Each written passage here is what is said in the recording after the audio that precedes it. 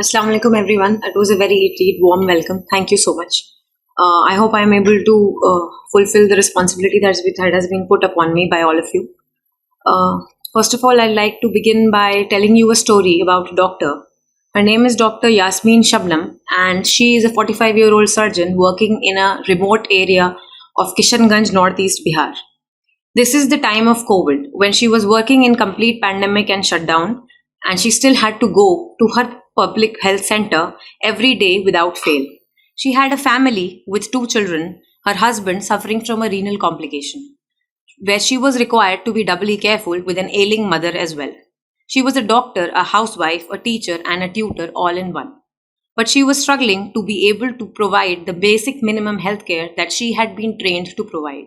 She was an MBBS graduate and a surgeon, and it was very difficult for her to be practicing her medicine because of the lack of proper facilities that were available to her. Describing her experience in 2011, when she was posted in a PHC, a very small primary health center, the context of which I would like to give you is basically a two-room facility that has been developed by the government in remote villages in the entire country.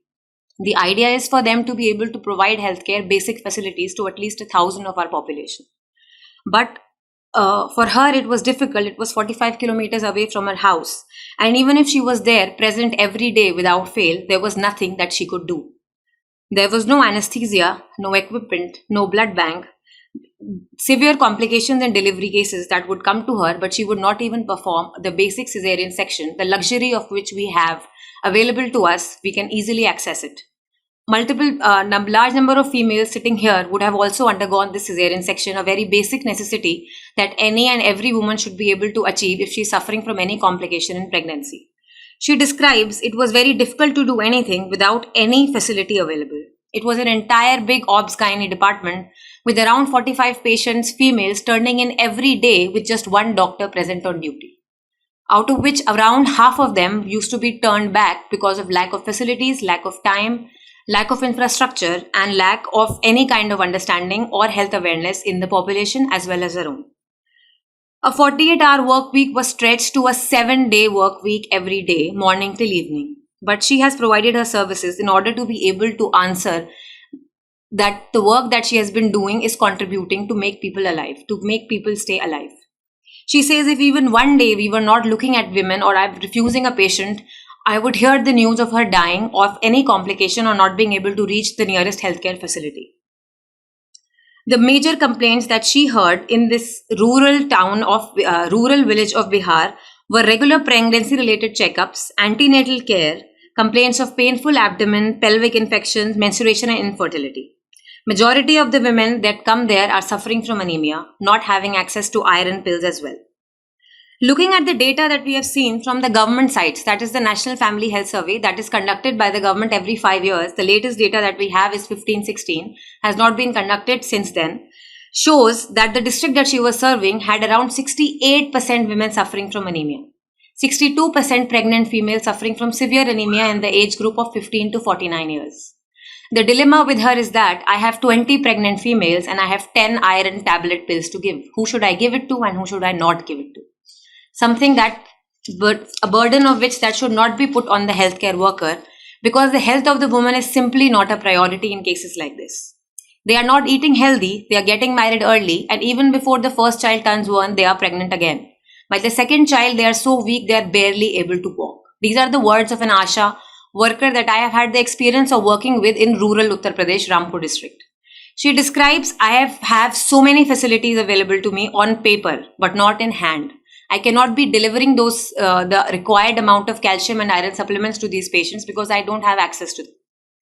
This severe shortage of female doctors and female healthcare workers and their inability to attend to patients usually leads to patients' deaths of complications related to situations which can easily be handled in an urban private healthcare setup, which a lot of us are accessing and are able to access, alhamdulillah, because we have been given the privilege of being able to access all of it.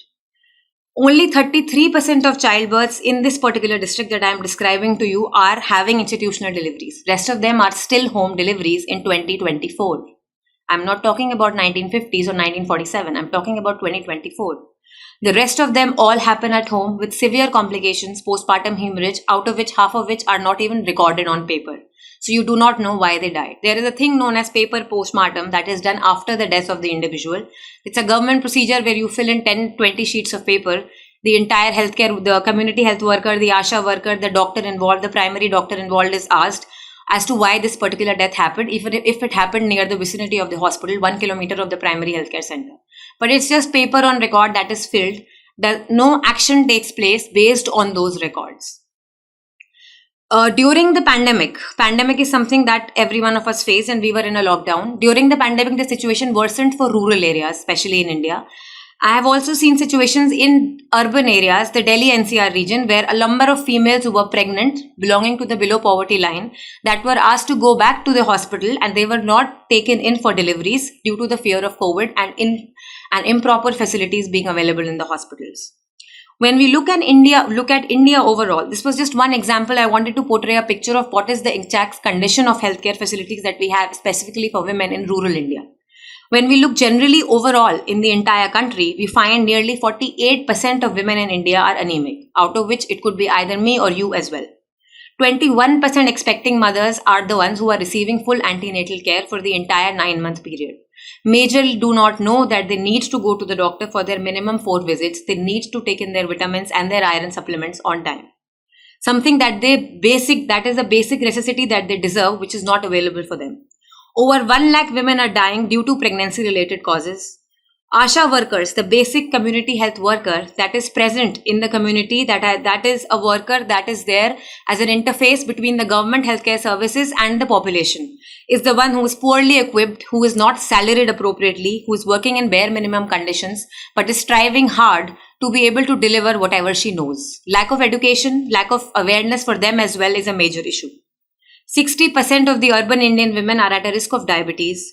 26% of these women are not able to access the required care for diabetes that they need. They are not aware of what they need to do. 1 out of every 10 women are suffering from respiratory and tuberculosis related disorders. Only 12% women have any kind of agency around their own healthcare concerns. Any kind of decision making ability on how they want to do around their own health issues. Only 12%. This is all data from urban India, not rural. WHO Health Organization talks about how India has improved in its delivery of healthcare since 1947. When they talk about the basic thing that we look at when you look at women's health is maternal mortality indicator. That is number of females that die while giving birth. That rate has come down from around 500 per 1,000 females, 1 lakh live births to 174 right now. But we are still way behind the rest of the developing nations, standing at 111 out of 167 countries in the world. Significantly higher than many other countries. Around 50 million women are suffering from reproductive health problems, anemia a major issue both in pregnancy, childbirth and in daily work that women are doing. Breast cancer, cervical cancer are also on a high rise, but India has not been able to conduct its global disease burden on women specifically since 2013. We don't have data after 2013 as to what is the percentage of women suffering from which disease, irrespective of maternal and child health or any other non-communicable or communicable disease. Now, just to give a little context, a non-communicable disease are the conditions that have become prevalent in the last 20 or 30 years or so. Previously, we did not have cases of diabetes, hypertension, respiratory disorders, kidney issues, or cancer as much as we have it now. But we don't have data for women supporting this. As to why women are suffering from all this, what is the global disease burden, and what we should be doing about it. This basically highlights the urgent need to be able to improve the access of healthcare facilities for women and also be done in a dignified manner. Secondly, I would like to discuss what has been done. This is a basic overview that I provided you. The general characteristics that the government has been using and the facilities that the government of India has been providing should also be discussed in this context so we understand what has been done and what needs to be done to fill in the gap that still exists.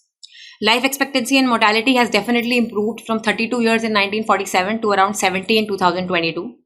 The reproductive health has improved. The fertility rate has gone down from 6.2 children that was there for anybody and everybody irrespective of their gender or caste or religion in 1950 to around only 2 per woman in recent years.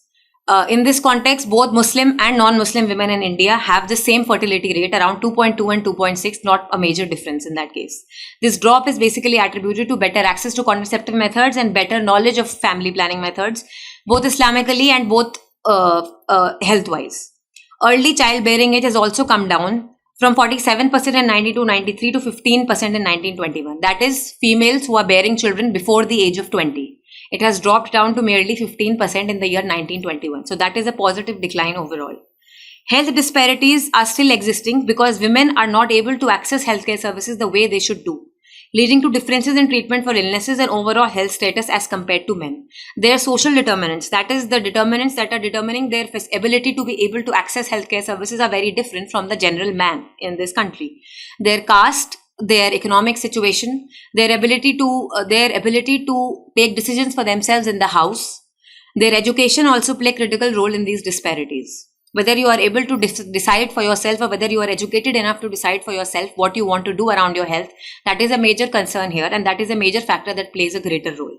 Healthcare policies have been developed by the government that are focusing specifically on women health as well, but only on maternal and child health. That is a vertical approach of solving a specific particular problem and not a holistic horizontal approach to health that is taken and considered for men overall. For women, the idea is maternal and child reproductive health. That is it. Not your general overall health, including your mental issues and the non-communicable diseases that women of nowadays, even in rural areas, are suffering from. The government has set up a national health mission that was set in by the Congress government in 1990s, which was divided into the National Rural Health Mission and the National Urban Health Mission, specifically catering to the rural population and the urban population separately. There were specific programs that they introduced for maternal and child health, that is specific schemes, that is Janani Suraksha Yojana or Janani Shishu Suraksha Karyakram, to incentivize women so that they come to the hospitals or to the healthcare facilities. They are given this specific, bhatta, that is they are given 800 rupees, 600 rupees per delivery or per child that they are delivering, so that it becomes an incentive for them to come to the healthcare facility and take in their medicines. There is also Ayushman Bharat that was introduced for financial protection. Previously, we had the Rashtriya Bal Suraksha Karyakram that was also introduced as a way of providing basic minimum health insurance to individuals so that they are covered. It was renamed and introduced for the entire country as Ayushman Bharat, as financial protection. A lot of glitches, but the idea is to reduce the financial burden of medical expenses on individuals. Access to quality care was also improved by including private hospitals as well in this Ayushman Bharat scheme, so that people are able to access private hospitals and it is not falling upon them as an out-of-pocket expenditure. So the idea was to do this, but we will, as I go ahead, I will explain to you what are the issues in this. They also developed certain health and wellness centers. The previous sub-centers that were developed in 1990s, they were converted into health and wellness centers. They were renamed into health and wellness centers. And the ideal facilities that they were supposed to be having, they were introduced in the facilities again. Certain sub-centers exist without any buildings. I have had an experience in Rampur, Milak district, where I was posted during my internship, where I saw the Asha worker was sitting in a dilapidated building with cows and buffaloes moving around, and she was serving those medicines, whatever she had achieved. She had gone to the block and taken her fill, and she had asked those mothers to come in there and she was giving it to them. The idea for us, the ideal is that we should be able to conduct a normal delivery in that sub-center where you do not even have a proper functioning building, let alone any healthcare staff or any facilities available. The situation was very different in Maharashtra. I have worked in Maharashtra as well. Maharashtra is a comparatively developed state in terms of healthcare and women education as well. But I've had the experience of looking at the divisions of caste and creed that run in Maharashtra as well. Different in the village, you will have different areas. Musalman Wadi separate, Brahman Wadi separate. The lower caste will be seated separately in the village. So the Asha or the community health worker will not be allowed, if she is from a lower caste, to go into the Brahman Wadi to educate the women. She will not prefer to go into the Musalman Wadi because of the differences that she might think there exist. But she should be going. That is the ideal. So whatever she is able to do, she is able to do whatever restrictions that she is facing.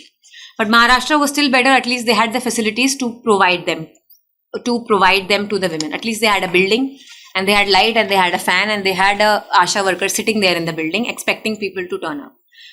Awareness and prevention is also a major thing that the government has tried to inculcate around lifestyle related, that is non-communicable diseases that I discussed with you. They have introduced a number of programs. I don't think anyone here is aware, especially in the urban setup. People are really not aware. Rashtriya Swasthya Bima Yojana was introduced by the Congress government ages ago, and it is working in certain states, especially Tamil Nadu and Kerala, where they are able to provide this financial setup to people from lower class and for the ones who are falling under the BPL scheme. So they are able to reduce their financial barriers for accessing healthcare services. But it is at that level only.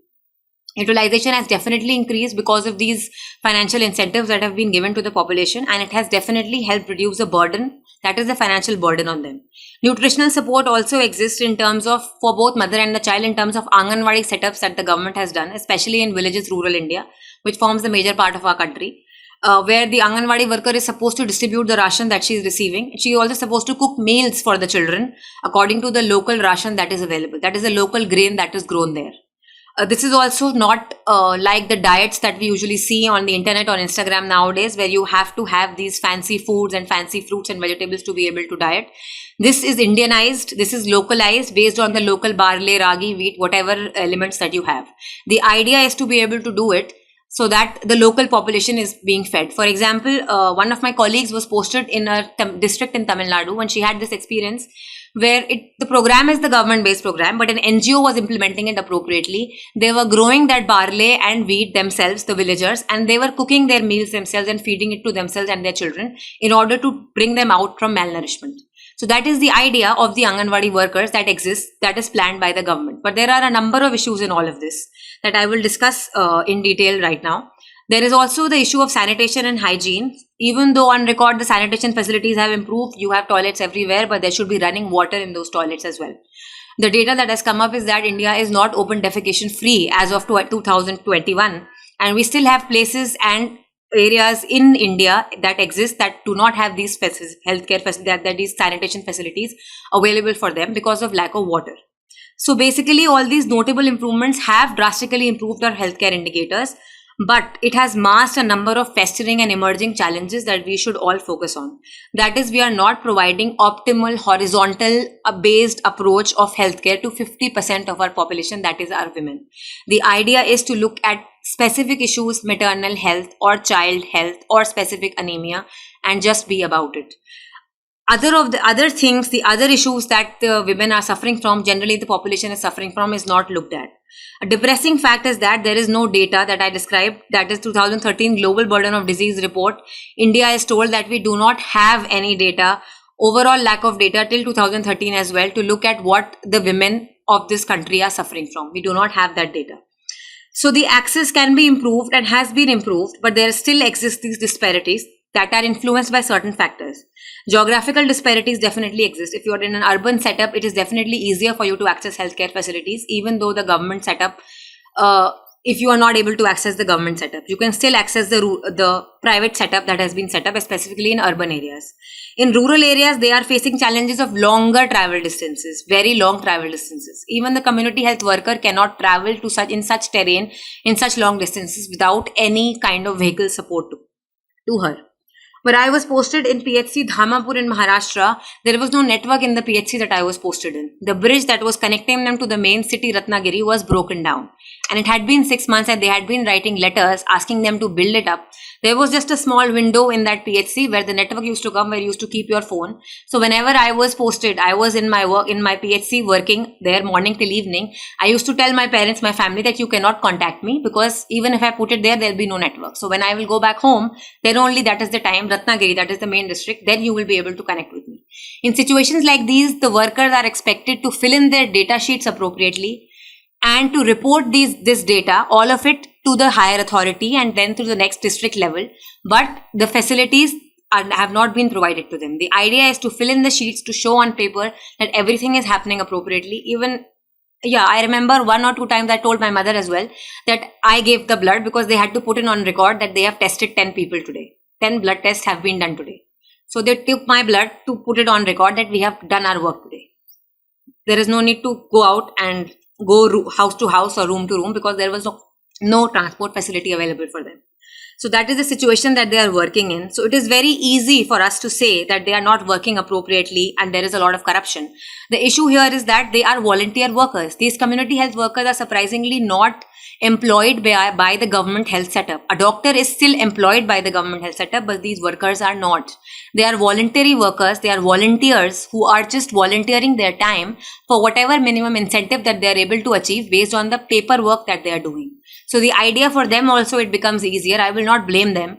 You are not getting your incentive. You are not salaried. You are not getting facilities. You are not getting appropriate medicines to distribute to the population. So it can also creep in your mind that you will just sit in your house, fill in the sheet and submit the sheet and get your incentive, which is also sometimes 2 months, 3 months, 4 months late. Maximum incentive that she can work for is around 5,000 per month, living in a village, when she has to spend morning till evening doing this work house to house. So this can creep in for anybody who is working, because you are so dissatisfied with the system and you are still not employed. You are not an employee. You will not get the respect and the benefit of being an employee in the system. She goes with her data to the block officer, to the community health level, and you will find that she will not get the respect that a doctor or a nurse will get, because she's not an employee. She's just come here with the data, she stuffs it and goes. She is not being considered that key. That is the key that the government has set up, or that people have set up in other countries as well, who are taking healthcare door to door. So that is one major issue that needs to be looked at. But when we look at it state-wise, we find that Kerala and Tamil Nadu have done effective work in this, and their community health worker will not be as dissatisfied as that of Bihar and Uttar Pradesh. So that disparity exists within our country, and you will find that also depends on the geographical region as well. For example, a northeastern Asha worker will have to travel a lot more, and cover a lot more terrain within the same kilometer radius as a worker in Uttar Pradesh. She'll just have to walk, and she will have to climb mountains. So that is also a difference. Insurance coverage, while it has covered, I told you, a lot of it depends on the paperwork. This paperwork also falls interestingly on the community health worker's head. You have to be able to fill in the ration card details correctly for the patient. You have to be able to fill in the Aadhaar card details correctly for the patient. You have to be able to match them correctly. Even a word or a spelling error falls on the Asha worker. There is no admin staff provided for her. She does not have a secretary. So all of the work, all of the paperwork and all of the medical work, both of it falls on her. Sometimes there are inconsistencies that come up. Sometimes we have seen cases where people have Ayushman Bharat cards, but they do not have an Aadhaar card. Sometimes you see that the Ayushman Bharat card exists, but there are no people registered on those Aadhaar cards. Multiple Ayushman Bharat cards with the same phone number. So on paper, you can say everything is there, but when you look in details, you will find a number of inconsistencies.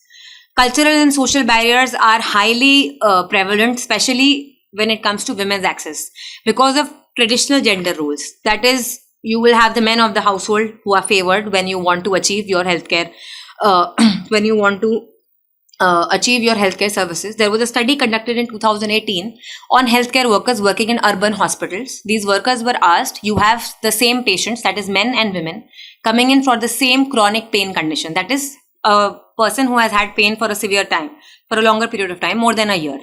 You have both men and female patients coming in. So the healthcare workers were asked, how will you describe their pain? How will you describe the patients who came in? They described the male patients as stoic and brave. The female patients as emotional and overreacting. So this part is where I'm talking about dignity. That dignity is not given to the woman because she is considered hysterical, emotional, generally as it was a part of medicine as well. Hysteria was removed in 1990s as a medical diagnosis. It comes from the word uterus that all of us have, hysterectomy. Hyster comes from the word uterus. And women were described as hysterical, especially in pregnancy-related situations. So that is not dignified. That is a lack of complete dignity. You will still find it existing in government hospitals. We have seen it in the labor room of a community health center in Rampur. We have seen it in the district hospital as well in Rampur, in Milak as well, where you will find the healthcare worker literally giving, I would not say it, galiyan is what they give to these patients when they turn in labor pain. That is what happens to them. The government has tried to implement a lot of schemes about dignified labor and how to deliver healthcare services for women without judging them and without treating them with respect. A lot of work has been done, but a lot of work needs to be done because people are still not aware. That worker is also not aware. The impact of COVID-19 previously was not in effect, but since the past 5 to 6 years, it has turned out into a major this thing which has exposed our healthcare system, how vaccine delivery is done, and how just for vaccine delivery, the number of other healthcare conditions and situations were put behind. Only maternal healthcare services were working appropriately. Chronic disease management took a major back step. Major cancer patients, hypertension patients, diabetes patients, heart patients, cholesterol patients, all of them were put on the back burner. A number of dialysis patients were put on the back burner, specifically women, because they were not considered important enough to be able to go to the hospital and get themselves treated. Another issue that comes up when we talk about this is healthcare leadership that we have existing in hospitals, in the government policy making. You find that women are significantly underrepresented in both these situations, specifically in the Indian healthcare sector. When you will not have a women perspective, how will you know what needs to be done? Adequate female representation has never been there in the healthcare sector in India, specifically in the government sector, which has led to development of policies which are not pro-women. That is, they are not supporting the diversity that women might be having in the healthcare issues or in healthcare concerns. We are looking at a basic gender, that is, a basic criteria that we have developed for assessing any or every kind of disease apart from maternal health is a general adult man. That is our criteria for describing any and everything in healthcare, this thing. So that there is a need to promote that gender diversity, for which women need to come in and stand up and take in the place, so that they know that skilled birth attendants, the emergency obstetric care, all that needs to be handled by women. But if we will not educate our women and not make them aware, how will you find a female doctor in the hospital anymore? So that is something that needs to be looked at. Then there have been a number of, I would say, taboos and stigmas surrounding women reproductive health. Especially, we do not have open discussions in our own houses as well. You will not have this discussion with your daughters. You will not have this discussion with your children around women health issues and their reproductive health issues. You will not tell her what is supposed to be done, what is not. It is a very taboo topic. Modern contraception methods or family planning will not be discussed. Even in the light of Islam, it will not be discussed, because it is all cultural. It is not religious. It is cultural. It is a cultural taboo that has been put in. It has been happening in the country, and we are used to it. We are part of it. We are not part of this conversation. So this lack of conversation has contributed or attributed to a lot of women facing a number of issues that they should not be facing. Facing a number of abortions that they should not be undergoing. Illegal abortions that should not have been happening in the first place.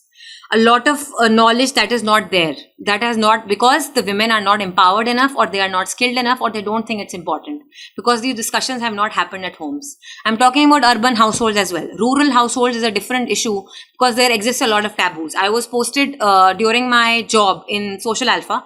They were working with a lot of community organizations. I was posted in Vadodara, Gujarat. Seva Rural is an organization that works there, and it does a lot of good work. They have developed a parallel setup that is completely free for people, and a lot of Muslim community is there that they are serving to. A lot of cases of cleft lip and palate turn up in those areas. That is, there are females, male child as well, who are born with a cleft lip or a palate. I don't know how many people of you sitting here are aware. It is the deformity of the upper lip that is present since birth. It is completely treatable, but those people, that family was treating the daughter-in-law very badly, blaming her for the child. As to what have you given birth to. They were counseled a number of times. It was a Muslim family, mind you. They were counseled a number of times, explained the situations, and they understood, and they went and took in the care that they needed. And those surgeries happened for that child through that NGO. And she was able to achieve the care, access the healthcare that was needed, and her operation was successful. She needed a recovery period of around a year, and she would be great. I had pictures with that child as well. So it was all good. So that awareness needs to be developed in the community. They have cases of sickle cell anemia there, which is a kind of anemia that happens, that causes sickling of the red blood cells in our body. And an individual cannot survive beyond the age of 10, 15, 16, even if they do with a lot of therapy and a lot of medicine. And it increases, the ability for this disease to spread increases when you are doing marriage in the same caste or in the same communities. Individuals suffering from the same sickle cell anemia, and the girl is also suffering from the same thing, and you get married. So they were told a lot of times that you should not be doing it. But the problem of caste comes in between, and they cannot marry intercaste out of their caste. So that plays a major role. Lack of education, lack of understanding. That also plays a major role in these cases. So people they're still getting married, they're still producing children who will die in the age of 10 to 12 of increased severe bone pain, unable to breathe, blood clotting happening in their body, unable to walk, lying on the bed, but they're still doing it because of the cultural and the caste-based mentality that's still existing there. They're not having these genetic counselings done because of the barrier that is present because of the lack of proper education. So that is something that organization is doing wonderful work there for sickle cell anemia as well. And I've had the privilege of looking at what they're doing. They're providing facilities, they're providing specific genetic counseling, they're doing it religion-wise as well so that people do not feel out of place. They are picking up workers from their own community to increase community engagement and education. They're doing all of that on ground. But surprisingly, what I find here, I'll put this point across a little later. First, I will describe how we are looking at rural health as well. In rural healthcare, the major issue is economic barriers. The out-of-pocket expenditure turns out to be a lot. And also, they are accessing a lot of quacks that are available specifically in the rural areas. You will find a lot of videos that they roam around on Instagram, YouTube. You find women being treated by people having these big jhadus in their hand. And they are treating a lot of conditions. People believe they are getting treated. They walk over them as well. We have seen videos coming from South India as well, where they are lying in one line and some man is walking over them, treating their back pain. I don't know what they're doing. But there are a number of cases like that. There are a number of severe cases like that, which are happening, and people believe that they are getting treated like that. That is one issue. Economic barriers, cost of care. You have a daily wage worker. This is a case happening here. I have a domestic worker who's working in my place. She's 7 months pregnant. She has not visited a doctor as yet.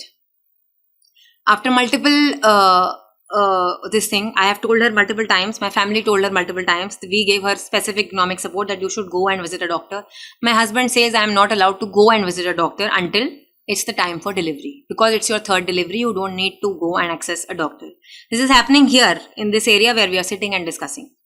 So that cultural social factor and that gender norm definitely plays in a role when it comes to women health. And in rural, it gets worse because you are not even having that economic benefit of being able to work. If it is a daily wage worker, they say, if I do not go to work today, I will have nothing to eat. So I cannot go and visit your hospital even if it is for free.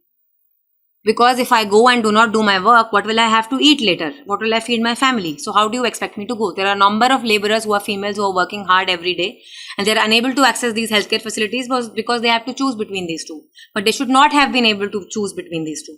Then there are ambulances that are not working. They are not taking the patients to their places. There is no petrol. On paper, the ambulance exists. The driver has not had his salary since the past 2 months, but on paper, the driver exists, the ambulance exists, so the facility should be working.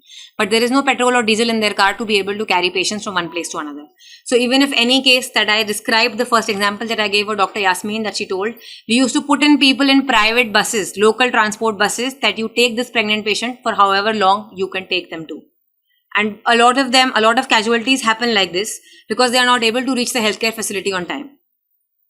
So even though the government has worked in a lot of issues, but these disparities exist and they are huge. They are huge in terms of the work that the government has been doing, but they have not reached the population the way it should reach, considering especially the time since 1947 and we are in 2024 today. A lot of it has improved. A lot of those disparities have come up because of the cropping up of the private sector. Private healthcare facilities have still turned up, but a lot of corruption exists in there as well. I was posted in CHC Milak in Rampur. The gynecologist there was referring all the patients to her own private clinic in the evening, where the people cannot afford care because they were coming to this government hospital because they could not afford care. But she was transferring all of them. She was referring all of them to her private clinic that you come to me later in the clinic because here she was not being able to take money. For basic ultrasounds also, she was doing it all in her clinic.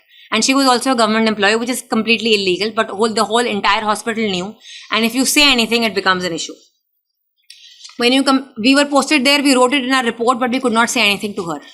We submitted it in our college, but we could not say anything to her because you had to sit there and complete your internship.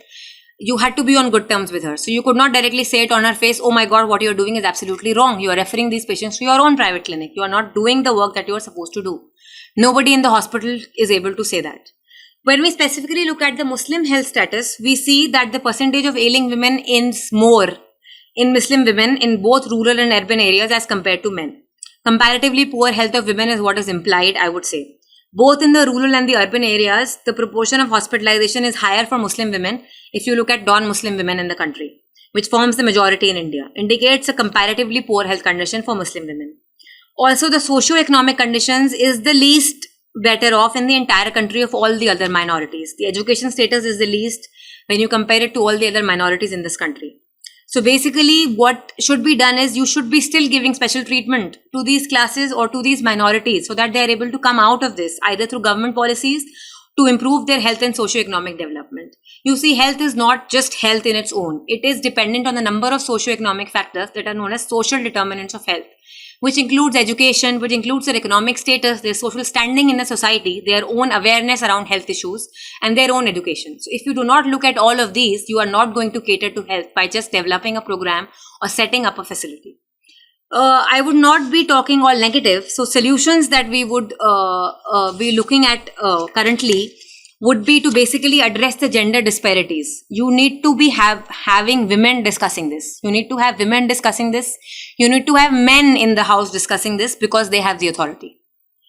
Because you do not have that decision-making power, there should be men also discussing this because we need that support. There should be menstrual hygiene that should be discussed and not just reproductive health after pregnancy that should be discussed. Previous menstrual hygiene that is not discussed, leading to a lot of pelvic abdomen paste UTI cases, turning into a lot of other issues, complications, reproductive health issues that have been turning up nowadays. And we should also be looking at non-communicable diseases. Infertility has turned up today nowadays, most commonly happening in women.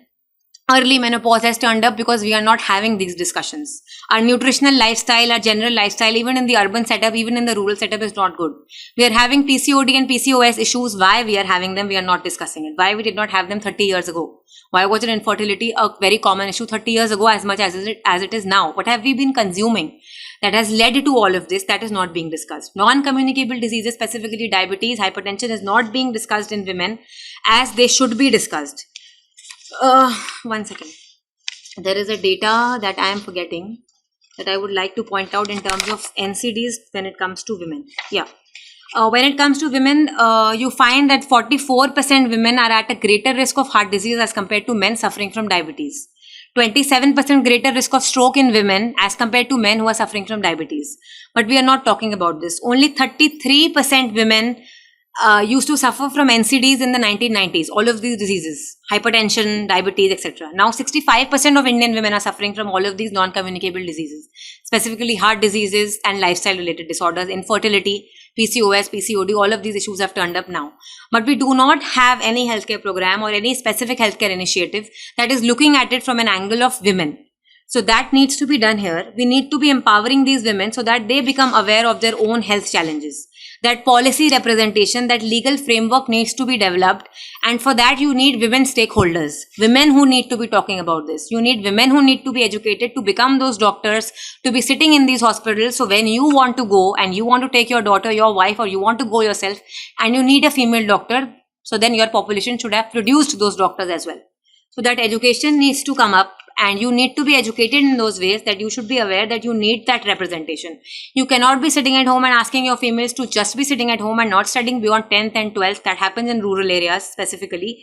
And expect a female doctor to be sitting in the hospital to look after your child or your daughter or your wife. That is not going to happen. It has to come from within the community. A lot of these things that I was saying I was going to discuss, a lot of these organizations have come up. A lot of these hospitals have come up. Especially we can find one here right besides us, Al Shifa has come up. A lot of these organizations have come up who look at healthcare to be able to provide it to the poor community, to the community that is not being able to access it. But we are not having these NGOs specifically in our community who are working at the ground level looking at specifically Muslim health challenges or Muslim women health challenges. We are not having those education groups or those discussions within ourselves or our community. We do not have a strong community like that who can discuss our own mental health issues or our own other disease related issues. We only consider it, we are not discussing our mental health issues, those disparities or quality of care as a discussion that should happen as a discourse among women as well. That discourse or that discussion should come in from the women as well, from the women itself, so that we are able to handle our issues ourselves. So that the high maternal mortality rate should go down. People are aware what needs to be done during pregnancy and what not needs to be done. What kind of physical activity is she allowed to do and what is not allowed to do. People still think you cannot eat a pineapple when you're pregnant. I don't know how. I have had this experience. People say you cannot eat it, but you can eat any and everything except raw papaya, basically, I think. So all of these issues come up. People do not know what to do, when to care, what to walk, how to eat. All of that comes up because that kind of counseling or that kind of focus on education around nutrition, around maintaining your mental health, around maintaining your general health has not come up. You can look here in any area, you will find a number of eateries selling fast foods that have turned up, but you will not find any healthcare this thing turning up, any healthy food eatery turning up. And you also look at who are the people who are selling this food and who are they selling to? What kind of work are they doing? Why are they doing it? Is there a lack of education behind setting up these facilities? Why don't you find them in other areas, other residential areas? Why do you have such number of eateries in our vicinity here? Why don't you have them in any other colony in Delhi? Why is it not there? Why is this education so lacking, or why is this awareness so lacking that people are still doing it? And the other thing that I want to discuss is, why are we not discussing family planning in the light of Islam with our females? Why are we still having female patients coming up for MTPs when it is clearly not allowed? Why have they reached that point that they are going to do something that is strictly not allowed? Why are they on the verge of doing all of that? They should know what is the Islamic way of doing it. Why are we not having these discussions with our women group, in our women ijtimas or our women discussions, so that they are aware and they know what they need to do and what is allowed and what is not allowed. What is it that you can do? What is it that you cannot do? So all of that needs to come up from ourselves. We cannot be only asking the government to fill in the professionals, fill in the skilled professionals. We can be aware about all of it. But what we need to do is be aware citizens and be asking these questions. How many of us actually know whether these healthcare facilities or these programs are running appropriately or not? How many of us are aware whether these programs exist or not? What are the facilities that the government is providing and how you can become a part of it? All of that needs to come in from within. That collaboration needs to come in from within. We need to have female researchers working in healthcare for women, so that they are able to ask and pose questions that they know a female is going to suffer from, that a male will not know, except what they know on paper. So that needs to come up, so that evidence-based interventions can be made that are informed by people who are suffering from it. A menstrual health discussion can happen with females who are suffering from that pain, not a man who does not know what it is. So that discussion should come in from within ourselves. That could be by prioritizing education for women specifically. For intersectoral collaboration, you can have NGOs and organizations that have the means to work around it and be able to provide those services. Another thing that happened that I have seen, technology-enabled solutions have also come up. You have a number of applications that are now running that provide this information, and you can access it specifically for mental health issues. And they ask a basic set of questions, and they let you know whether whatever you are suffering from is a concern or not. Those health platforms can be used to provide general information or general knowledge to women specifically. One of the programs that an organization is running in around 26 states in this country is M-Kilkari program. What they are doing is they are doing on missed calls. They're providing missed calls to remind the patients that they have to come in for their antenatal care checkup. They're educating the carer. They are educating or training the carer of the patient who has to bring the patient to the hospital, to the service. They're educating them so they know what to do, for example, with a dialysis patient. There are a number of dialysis patients that we have in rural and urban areas both. So they are educating them what you need to do, how you need to take care of them. So all of that that technology-enabled solution, that training and capacity building has to come in, and we need to work towards it so that we are able to achieve the healthcare that we want to achieve for our women as well. Privacy and confidentiality is something that I want to discuss here. We are not very robust about healthcare privacy generally in our country. For example, in Europe or in US or in Canada or in Western countries, whatever discussion the doctor has with the patient does not go out of the room. It is confidential. They are bound by guidelines. HIPAA guidelines, HIPAA guidelines are what they follow. And they are bound by those guidelines to keep it private and confidential, irrespective of the individual's caste, gender, identity. But we do not see those privacy measures or confidentiality measures being practiced here. And the solution, I have asked this question in a rural setup, even in an urban setup in a government hospital you will find in Delhi. The answer is we have a lot of patients and we don't have time for all this. So that education needs to come in. Government has developed Laksh guidelines, that is for skilled and dignified labor and delivery practices. That is just for delivery, so that at least the labor room doesn't look like a place where she is being tortured, where the woman is being tortured. So those guidelines are being implemented now, and that has significantly improved, especially in a state like Uttar Pradesh, where they have come up with solutions like these, so that labor is in dignity and also she is able to achieve or access the healthcare that she deserves. And it is not dependent on where she is coming from, whether she's coming from a BPL category or she's coming from a high class background. So all of that needs to come in. Apart from that, we have these ASHA workers who are working day and night, but they are not educated enough. to be able to provide these services. They are not motivated enough because they are not provided enough incentive, I must say, or they are not salaried. They are not provided the enough respect that they deserve, that they should be getting. So, an organization working in Uttar Pradesh, UP Technical Support Unit, they are working in parallel with the government of Uttar Pradesh. They have developed a cadre of their own, these Asha Sangini mentors. They are private employees of the NGO. They are paying them and they are aware. They are paying them and they are aware of the services that they are providing. They are getting trained.